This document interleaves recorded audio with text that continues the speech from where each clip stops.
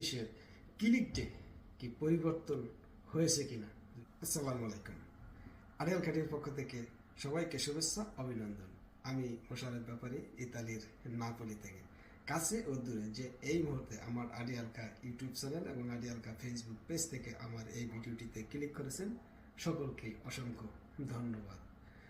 প্রিয় বন্ধুরা, আজকের এই ভিডিওটি অবশ্যই গুরুত্বপূর্ণ হতে চলেছে, তাই আমার এই ভিডিওটি আরিয়ালকা ইউটিউব চ্যানেলটি সাবস্ক্রাইব করে ফেসবুক পেজটি ফলো দিয়ে সাথে থাকবেন।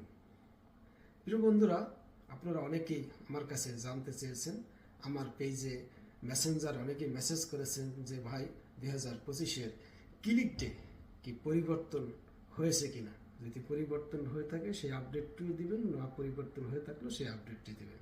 আপনাদের মেসেজের কারণেই আজকের এই ছোট্ট ভিডিওটি তৈরি করা। প্রিয় বন্ধুরা, যারা আপনারা 2025 সালে ফেব্রুয়ারি মাসে ক্লিক ডেতে অংশগ্রহণ করার জন্য পাসপোর্ট দিয়েছেন আপনাদের কোনো পরিচিত লোকের মাধ্যমে, তারা যদি 2024-এর নভেম্বরে আপনার জন্য ফর্ম ফিল আপ করে রাখে, তাহলে অবশ্যই আপনি 2025 সালের ক্লিক ডে অংশগ্রহণ করতে পারবেন এবং কোনো প্রকার ডেট পরিবর্তন হয়নি। আপনারা স্ব দিন যে যেই ক্যাটাগরিতে আবেদন করার জন্য দিয়েছেন, অবশ্যই আপনারা ক্লিক ডে করতে পারবেন। অবশ্যই ধৈর্য ধরতে হবে, ধৈর্য ধরে অপেক্ষা করেন।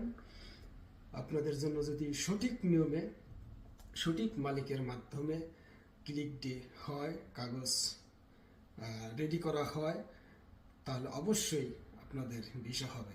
ধৈর্য ধরতে হবে। যখন তখন যদি ফোন দিয়ে আপনারা আপনাদের আপডেট জানতে চান, সেক্ষেত্রে আপনি যার মাধ্যমে কাগজ জমা করেছেন সে হয়তো বিরক্ত হয়ে যাবে। আপনারা হয়তো জানেন যে আপনি যার কাছে কাগজটা দিয়েছেন সেই বুঝি সব কাজ সেই করেছে, কিন্তু না, আপনারা জানেন না যে সেটা বিশ্বের সব দেশের ক্ষেত্রেই প্রযোজ্য। ইতালিতেও কিছু কিছু মানুষ আছে, তারা আদার্স অন্য কোনো কাজ করে না, তাদের কাজ হচ্ছে এই ধরনের ব্রোকারি করা।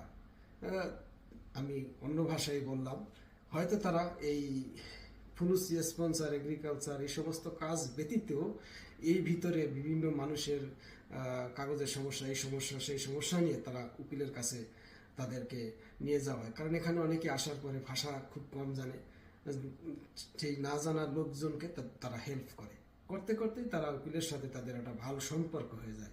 সেক্ষেত্রে এখানে আপনি যার মাধ্যমে কাগজটি দেন, সে হয়তো নিয়ে ওই লোকের কাছে দেয়, ওই লোকের হাতে 8-10টা উকিল থাকে, উকিলের কাছে সে কাগজটি নিয়ে দেয়। উকিল এদেশের মালিকের মাধ্যমে তারা সমস্ত ফর্মটি ফিল আপ করে।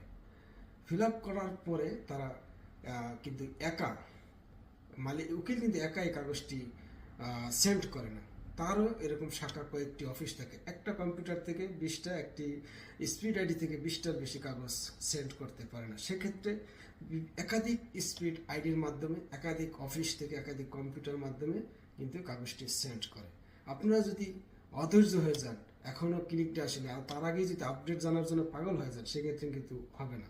কারণ আপনারা জানেন যে কাগজ সেন্ড হওয়ার পরও রিসিভতাটা পেতে 10-15 দিন সময় লেগে যায়। কিন্তু আমি বিগত দিনে দেখেছি আপনারা পাগল হয়ে যান রিসিভতার জন্য। কারণ একটা উকিল যদি 100 কাগজ জমা করে, একটা কম্পিউটার থেকে বা একটা স্পিড থেকে 20টার বেশি যদি জমা করতে না পারে, তাহলে বোঝেন কতটি কম্পিউটার দরকার হয়, কতজন লোকের মাধ্যমে দরকার হয়। সমস্ত রিসিভতাটি যখন প্রিন্ট করে, একসাথে করে, কে কয়টা কাগজ জমা দিল, সেই লোকের নাম ঠিকানা সব বেছে যাচাই বাছাই করতে কিন্তু একটা সময় লেগে যায়। অর্থাৎ ক্লিক ডে পরিবর্তন হয়নি, আপনাদের ধৈর্য ধরতে হবে আর আল্লাহর প্রতি ভরসা রাখতে হবে। বিগত দিনে যদি অনেক টাকা পয়সা মায়ের খেয়েও থাকেন, এবছর যদি আবার জমা করে থাকেন, দেখেন হয়তো সঠিক হইতে আপনার নলস্তা আপনার জন্য আবেদনটা সঠিক হয় কিনা। যদি হয়ে যায়, আপনার নলস্তাটা জেনুইন হলে আপনি অবশ্যই ইতালিতে আসতে পারবেন।